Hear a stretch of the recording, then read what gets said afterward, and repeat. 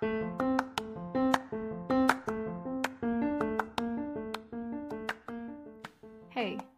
today's episode features one of my best friends, Kira, and we talk about her experience with long distance and how to have healthy relationships. I'm glad you're here.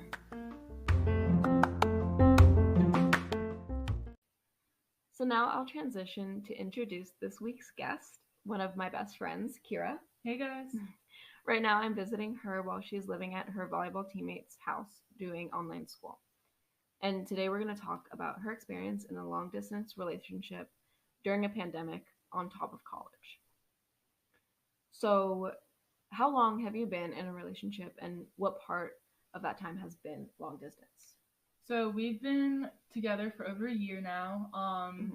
I would say that 70% of our relationship has been long distance just because of college and Corona. I remember our first date, and the next day I left for Connecticut. And while I was gone at Connecticut, he left for North Carolina for vacation. And we both came back at the same time, but then I got sick. I had the flu.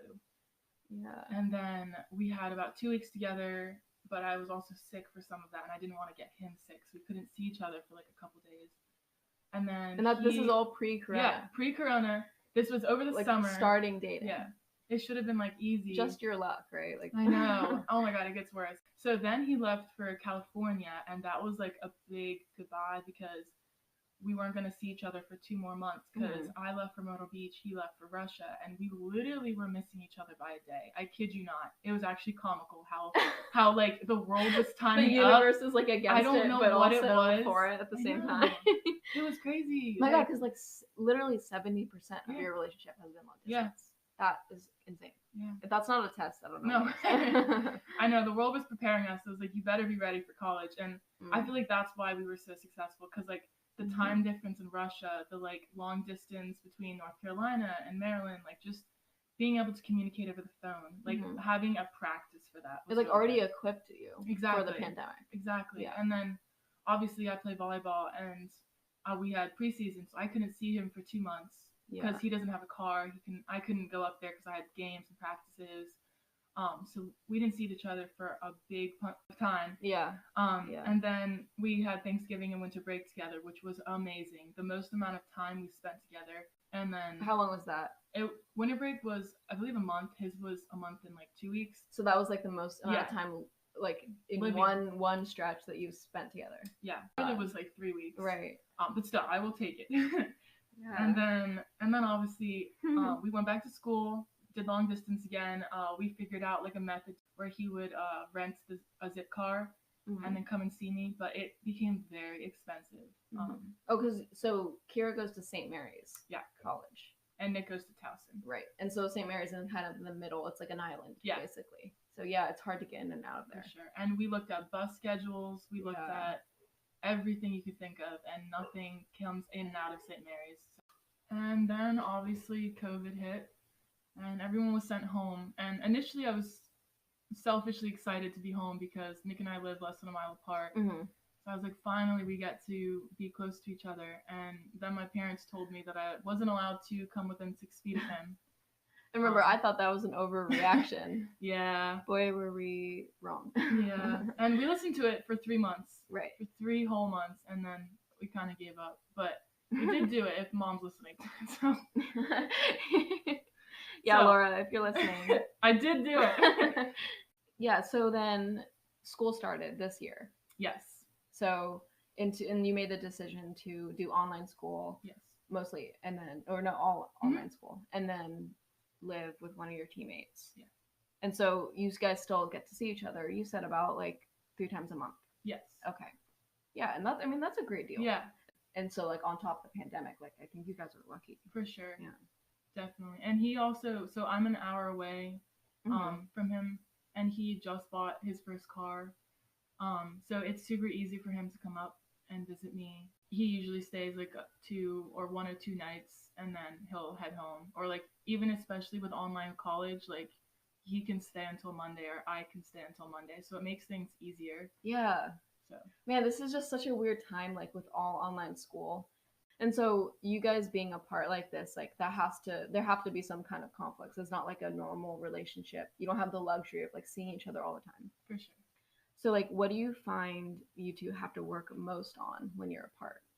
So I feel obviously like the golden one, communication. Yeah. It is so big in long distance relationships because you're basically only communicating over the phone. So you really have to focus on how you're conveying that text, how the tone might come off. If you feel like it's coming off in a negative way, like make sure that you're trying to make it a little more peppy, or like just like any way to make it seem like that won't start a fight, because just avoid just like a fight. avoid a fight, be At as all clear as costs. possible, and honestly call them if you feel like it's gonna be like misinterpreted. That's a big thing for us. I think it's like a lot of relationships in general. Communication is just the biggest thing. For sure. And I'm like a big advocator. Like if there's a serious conversation you need to have, or there's some kind of misunderstanding, picking up the phone and just calling is so much easier than texting.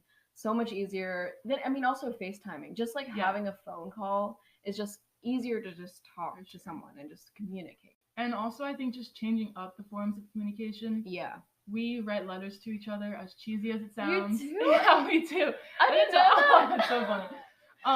That's so cute. And it gets better. We also do a hangman game, and hangman. Yeah, like okay. And we just send it back and forth to each other. It's been a year. On the letter. Yeah, on the letter. And it's been a year. We have not finished the hangman game, so it tells you how unfrequently we get around to writing the letter. It also takes a while to send.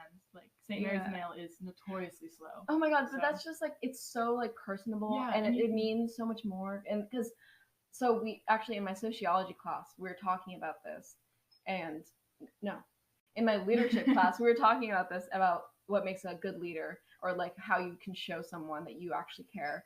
And it's like a really big part of communication and showing your intentions and showing that you really like care about the person is giving them your time. Like, because that's all we have. That's all we have. You can't get that time back. So if like you're putting effort into writing a letter, that means so much more than a text or an email or a call. Like, it just means more because you put effort into it. So that makes sense. That's really sweet. And I really, really like the letters. If you're thinking of doing long distance, or if you're in long distance right now, I recommend it, because if I'm having a bad day, like reading his letters make my day 10 times better. Yeah, then you get to keep it. And it's just like thing you get to hold. And oh, that's so sweet. Yeah. And also, we have these bond bracelets. I don't know if you've heard about them, but they are these bracelets, and when your partner like touches them, you get like a vibration, and it shows up as a color. And I really like it because like obviously you can get a text like, hey, I'm thinking of you, or like, hey, I hope you're doing well. But just like the bracelet like makes it like you can like feel their touch, like you really know that they're thinking of you, and you can like they feel like they're there. And she's wearing it right now. Just so you know. Just busted. Do you always wear it? Yeah. So do you like, I mean, do you guys use it often? Yeah, I'd say so. That's really cute. Yeah. That's so nice. But also, I think like coordinating plans, especially for long distance relationships, is so crucial. I did not know how important this was, especially since neither of us had a car first semester. He would rent a Zip car. He would have to know how long it would take in that amount of traffic to pick me up within less than an hour. If he went over an hour, he would be charged a whole hour extra. Oh my the God. Amount of planning that goes into those things, I was not expecting. Hey, you're helping him with his planning skills. Exactly. You're teaching. You're teaching him, like, and also yourself, of course. I don't know if this will sound bad, but I remember like reading the Amtrak by myself. Yeah. And just like that was a whole new experience for me. Like just being independent is really what college is about. Yeah. Yeah, but you're definitely your independence. I get that. Like, also you're apart, and so you're like, you have your own lives, and then you also have to make time for each other. And I mean, I think the theme of what you're saying is just a lot about communication, being open, being like alert and like there for each other. You guys have to work really hard at this, of course. Are there positives to dating someone long distance, do you think? Are there things like you specifically look forward to because you're apart for so long? Yeah, I would say like any relationship, whenever you're getting ready to see them, you get so giddy. And especially long distance, those butterflies do not go away because you are so excited to see them. Like, you haven't seen them in 2 weeks. You have so many things you want to tell them in person. Like, you want to show them like around campus or something. You want to show them something in person, and like you finally get to do that, and that all the anticipation is like so exhilarating, and like finally getting to see them is one of the best feelings. Like, and I bet it's like so exciting to show them your world yeah, because you don't have the same world. Yeah, and that's another thing. Yeah. I was not expecting. Well, I was somewhat expecting this, but I wasn't expecting it to have such an impact on my life. Where I was so excited to just get away from my own bubble and go to Towson and meet all these new people and like just experience his world, like understand where he was coming from and like all the people he was meeting and putting like names to faces. Exactly. And yeah. Like that's so cool. Really liked. It was just like a good like breath of fresh air, and like that is something that long distance really helped me with, was just like getting to know new people and like new surroundings. Like you're being thrown into college and then you're being thrown into like their world too. Like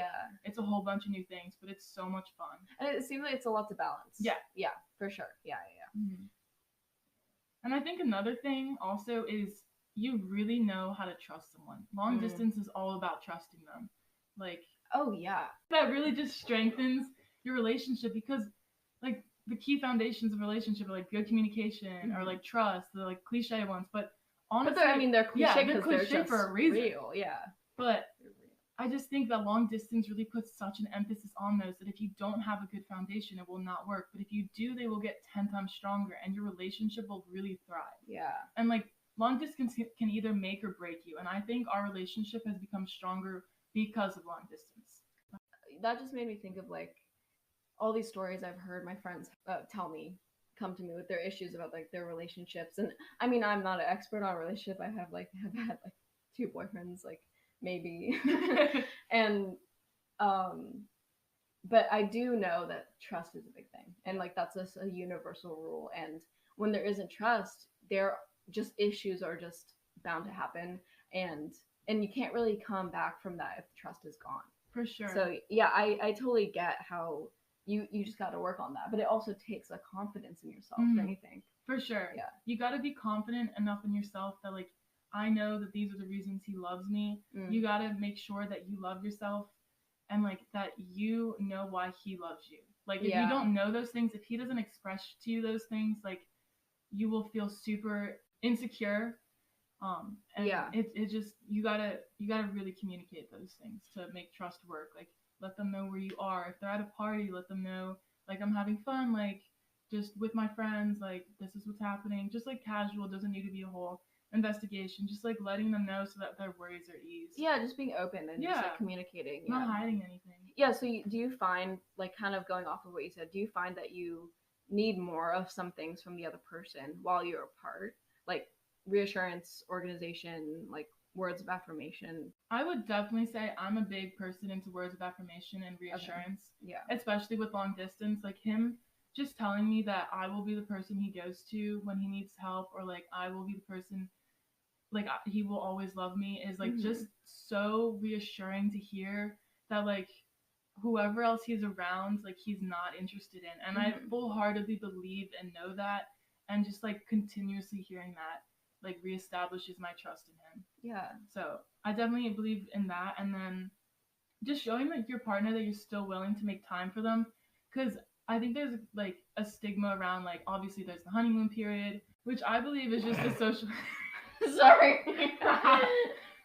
Okay. I believe it's just a social construct of just society telling you that you cannot have a good thing last forever, which I think is complete bullshit. Yeah, no, that's interesting. Because I think if you continue to give your good energy and like not show your best self, because I also think that's bullshit. Because you're human. Yeah, you're imperfect. You will be mistakes. But I think that the best thing you can do for a relationship is show your worst side. And if your partner still stays with you, like they were willing to love you on your best and worst days. Yeah. Like if you can go through that 3-month honeymoon period and still have that same energy, you are golden. And if you can keep it over a year, and I really do think Nick and I have kept that like butterflies, the good energy. Obviously there have been dips.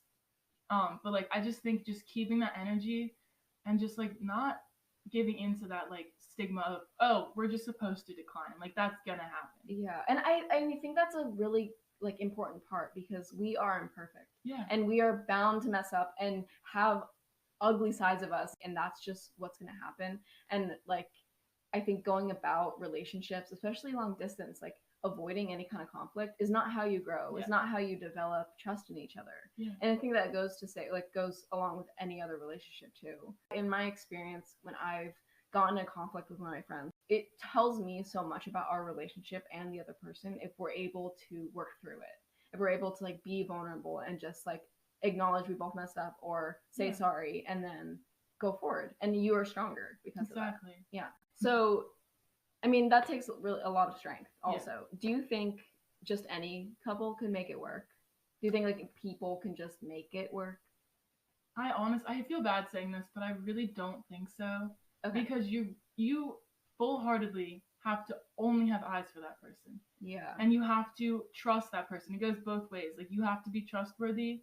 That person also has to show that they can be trusted. And that you have to be okay making sacrifices. I missed so many school events because I was visiting Nick and like he was doing the same thing.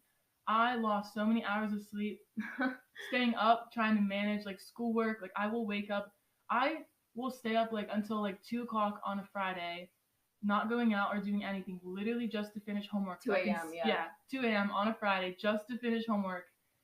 So I can see him that weekend and just give him my full and undivided attention. There's just like a lot of planning, a lot of sacrifice. For sure. Yeah.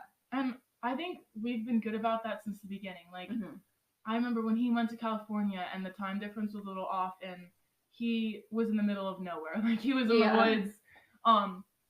And it was freezing in California in May. And he woke up in the middle of the night and hiked up like a little hill, like mountainy thing to turn on his like phone that he had charged before he left, just to leave me a voicemail. And like just like if he wants to, he will. Like if she wants to, she will. Oh my god. Okay, let me just stop you right there because you're spitting facts, and let me just reiterate that if they want to, they will. Yeah. And I think that's like such an important part about making something like this work. Both parties need to be into it 100%. And it's about trust, about communication, but at the end of the day, like they have to want to. Yeah. And I think I hear this so much from honestly mostly women, mostly girls and women, like being like, I wish he would text me, or I don't know if I should text him, like he's not answering, or he like all these excuses, all these like wondering why he's not doing this or she's not doing this. Babe, like if they wanted to, they would. Like it, and that's just it. It's a hard truth. And but it's also like you don't want to waste your time. Yeah.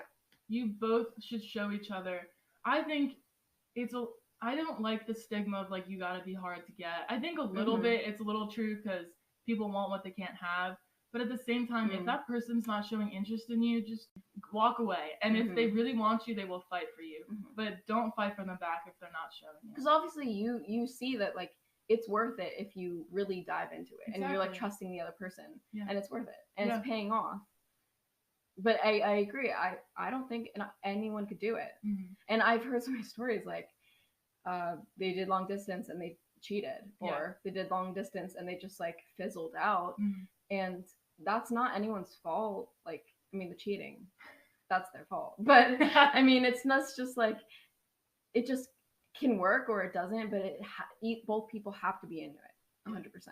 And you have to be willing to make sacrifices to see that person long distance. It's hard. It is, because so many times have I been like, maybe this won't work, or like, I don't know if this is going to work to hang out this weekend, just like getting down there, like or getting back in like classes. Yeah. But I remember this one weekend, it was my freshman year, we had a clinic the next morning at St. Mary's. A volleyball clinic. Yeah, a volleyball clinic at St. Mary's at 9 a.m. in the morning. So I stayed over at Towson that night, and he woke up at 5 a.m. in the morning to walk 2 miles in the freezing cold. It was December, in the freezing cold. Oh my God. To rent a zip car so we could get back at 9 o'clock.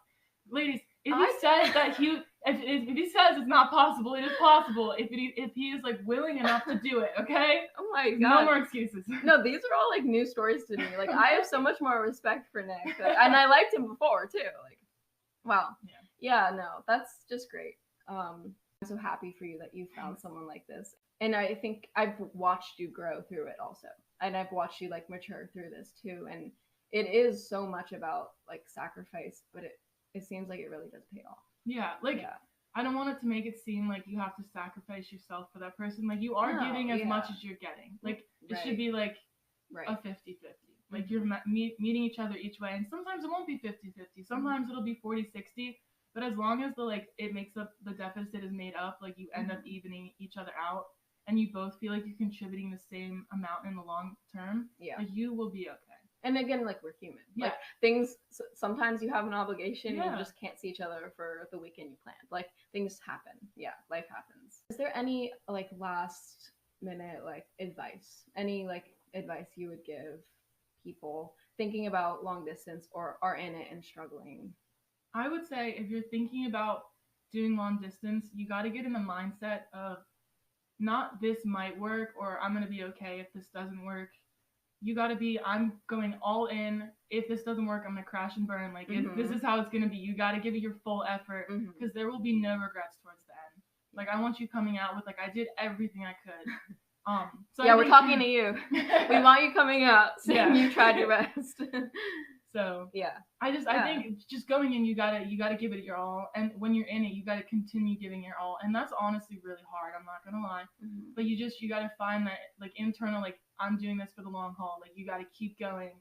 You just gotta push it through, and, like, just look forward to that weekend that you're gonna see them. Like, no matter how many exams or presentations or projects or, like, worksheets your professors give you, you're gonna push through, and you're gonna see them, and they're gonna be like the light at the end of your tunnel, and just, like, keep holding on to that. So. And also, like, if they're not, like, and that's fine too. I keep saying it like they're the end all be all, but, like, it's okay if they're not. Yeah, and I think that's important. Like, do your best, try your hardest, and if it doesn't work, like, also don't just keep making it work. Yeah. Like you said, not every couple will be able to do it, and that's how you know, like, that this isn't the right time. Yeah. And even if your relationship isn't the relationship that does long distance and you get back together after, like, props to you. Like, that's amazing. But, like, people can find so many different ways to work. It just depends on the specific couple. And, like, what works for me and Nick might not work for you, and that is completely okay. Because every relationship is different. So. Thank you so much for joining me. Thanks for having me. Of course. Sharing your wisdom. And bye-bye. Wasn't that fun? Kira is so awesome, and I'm so grateful we had the chance to see each other and do this. She and her twin sister Jenna have been my best friends ever since elementary school, so like 14 years. We've had our ups and downs through growing up, but they've always been constants in my life, and I think it'll stay that way. Girls, you're stuck with me. So, long distance. It seems daunting. I've never done it really, and as we heard, it can get really hard, but it also can be so worth it. And I think everything Kira said would be really helpful for people starting long distance or going through it right now. A lot of what we talked about coincides with all relationships in our lives too, and I want to expand a little on some points. So Kira wisely said, people want what they can't have. With playing hard to get and pining after someone who isn't reciprocating your energy. I think a lot of that has to do with the chase, and of course that can be fun.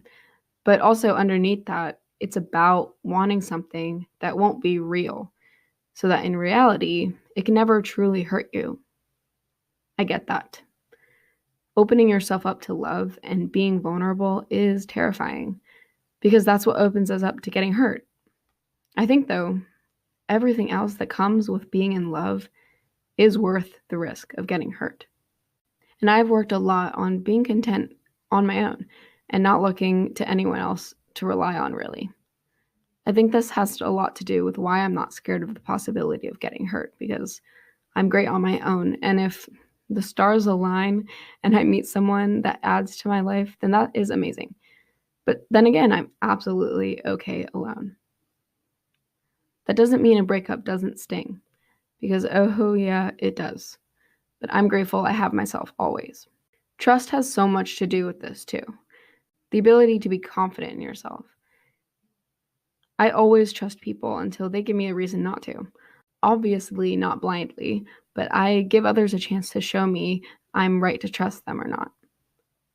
And Kira, she's a solid person. For as long as I've known her, she has always had good intentions, and she is connected to what makes her feel comfortable or not. And as we can see, that really makes long distance easier for her. And because she has her own life outside of her relationship and she can rely on herself. I've seen Kira and Nick get into arguments when they're apart, and they both often pause and take time to think and cool off, then come back and talk about the issue with a clear head. There will always be some kind of conflict in any relationship we have. It's inevitable. We are dynamic people with opinions and different life experiences, so it's absolutely healthy to have disagreements.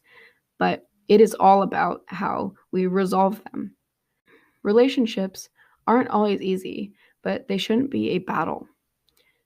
It's also easy to get sucked into another person's life, especially if you love them, because we want to be there for the people we love, right? But like I talked about in the last episode, having boundaries and healthy open communication is always the way to go. The biggest thing I can leave you with is, if you love yourself and stay true to what you feel is right, then everything honestly falls into place. Thank you so much for taking the time to listen to this episode. It truly means so much to me. I want you to say this with me. I am worthy of loving and being loved. Now say it again. Mwah.